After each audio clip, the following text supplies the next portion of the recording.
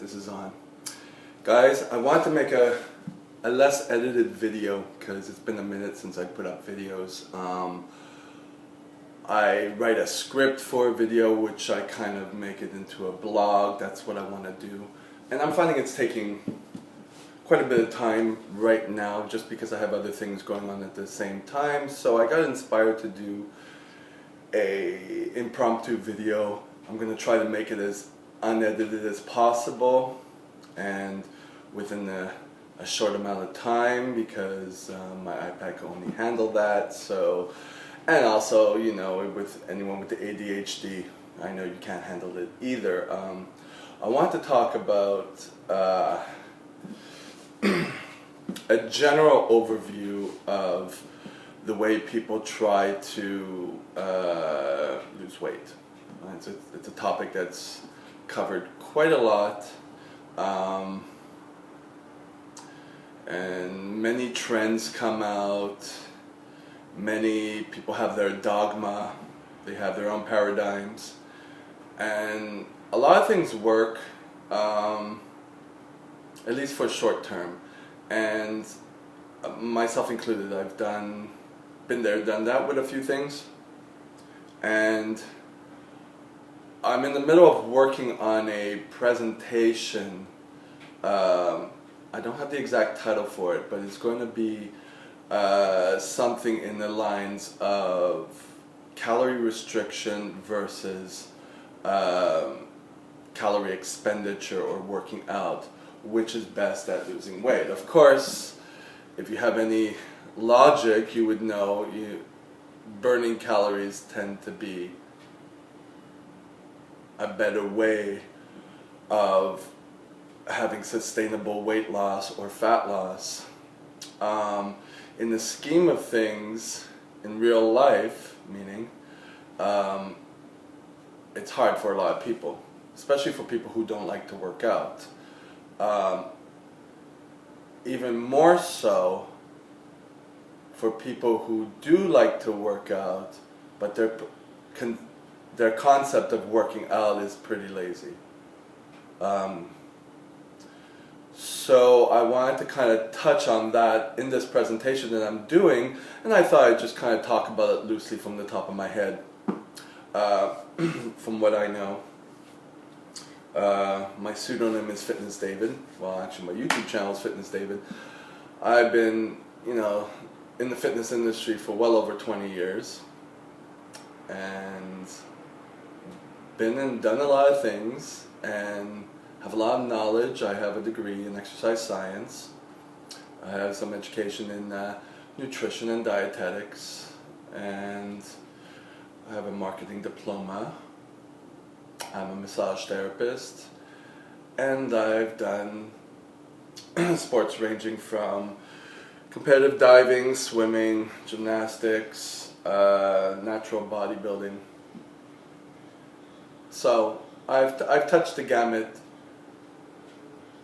in some way, or I've run the gamut.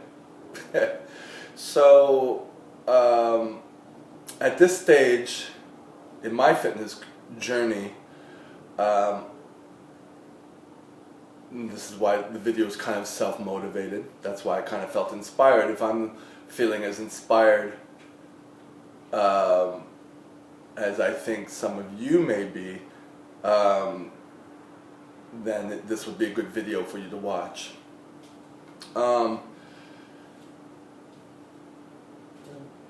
Regardless of what people say in terms of lowering your carbs, changing any macronutrient ratio for better effects, lowering your salt intake, lowering your carb intake, increasing your protein intake, increasing your fat intake, whatever train of thought or philosophy people have, the bottom line, as most people know it, some don't, but most people kind of know it, it's calorie deficit if you're trying to lose, and calorie surplus if you're trying to gain. Now that all depends if you're doing weight training in a progressive resistance manner, then if you're increasing your calories while you're working out, trying to build muscle, it will help with that. If you're not doing anything, then you're going to get fat. Anything in surplus will make you fat. I'm just kind of rambling. I'm just kind of going off the top of my head. It's not structured, so take from this what you may. Fat, although there are good fats for you, that's what people say, you know, your omega-3s, whatever, form the myelin sheath on nerves for conductivity, or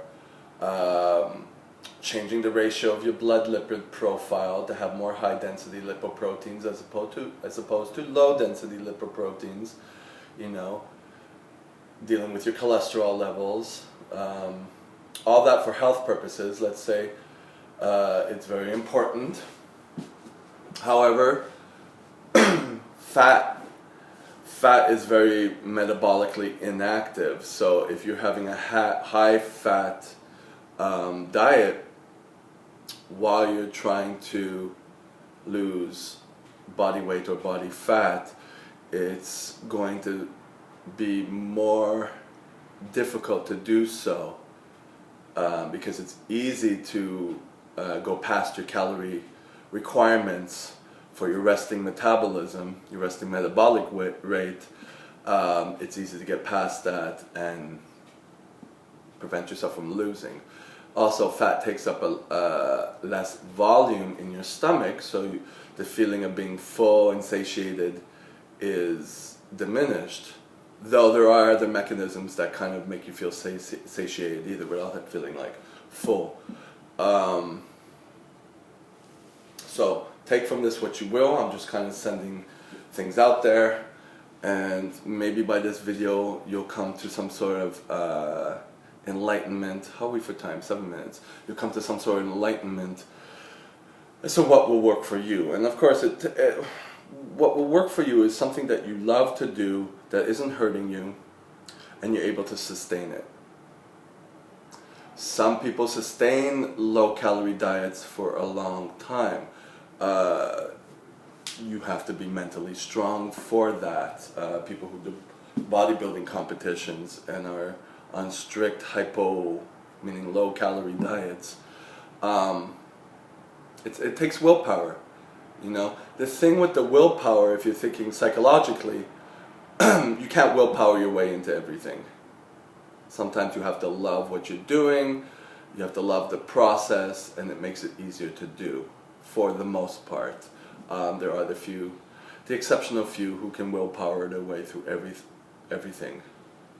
Not talking about that. So,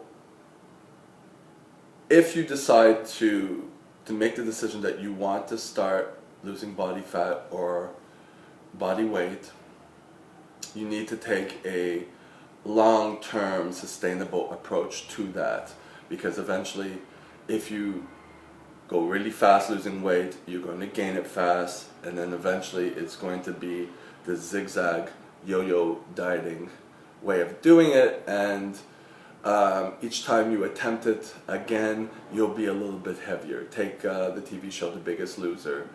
No one has maintained their drastic Nazi-like weight loss. So that should be the key. It's easy to get it off for the short term. Easy. I mean, it's grueling. So you want to take a more healthier, less sadistic, less masochistic way of doing it, with a possible slight caloric deficit and more calorie burning. And it's as simple as that, but it will take a while. You have to think about the amount of time it took you to gain the weight. You should devote, I'm not saying if it took you 10 years to gain weight that it's going to take you 10 years to take it off, but you have to give yourself long increments. And the more you are on a sustainable, healthier athletic lifestyle, the easier it will be, and it will be constant. And it's like, growing your hair. You can't grow your hair to your butt in 6 months. You have to give it a bit of time. You have to take into account if you have to trim ends off, or if they break off, and you have to change what you're doing, modify what you're doing. It's the same process. It's slow, it takes patience. You have to be realistic and not anxious or in a rush, because there's lots of things you could do if you're anxious and in a rush for quick fixes. But like the word says, it's a quick fix. It isn't sustainable. So, that being said, in terms of exercise, you want to focus on exercise that burns a lot of calories. Now, there's a few ways, there's trends when it comes to exercises and burning calories and maintaining muscle and preventing losing muscle or what have you. I might have to break this video up into a few, because we're getting at 11 minutes. I might break it up into a few, so it'll be a couple, two-parter, let's say.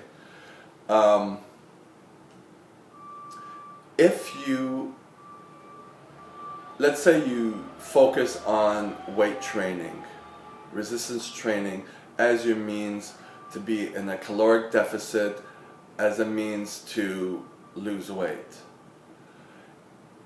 It can be done, depending on what your plan is.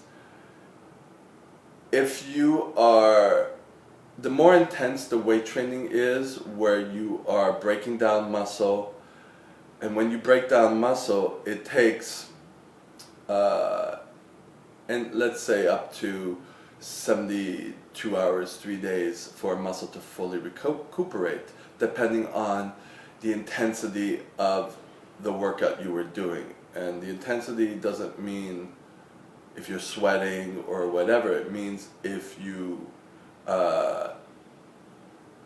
tore the muscle, did the little micro tears in the muscle, if they were significant enough to need 3 days worth of rest. If it wasn't as significant and it takes you 24 hours or even 12 hours to recuperate, logically speaking, you have to redo what you did. So you have to kind of strategize how you are working out, how many days a week you're working out, how intensely are you working out in terms of muscle building. If you're just doing exercises that kind of pump your muscles up, if you're doing a lot of repetitions, if you're doing initially a lot of repetitions will do the same effect, but we're talking as you get more experience in the working out and your body gets adapted and used to it. You have to create that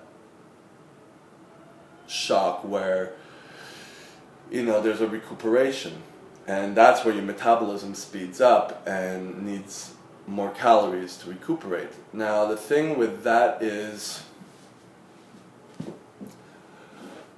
it's kind of hard to gauge how many days a week you can do that. If you do it once a week and you don't weight train other than once a week, obviously you go past 3 days, and then you're going to start losing the gains that you were about to get, and then your metabolism slows down quite a lot. It goes back to what it was, let's say for example. And it would be quite hard to be able, depending on your level of experience in weight training, to be able to do the same intensity several days a week without overtraining, in the sense, central nervous system fatigue, where you're tired, you can't get up, your heart rate is really high, and you're about to get into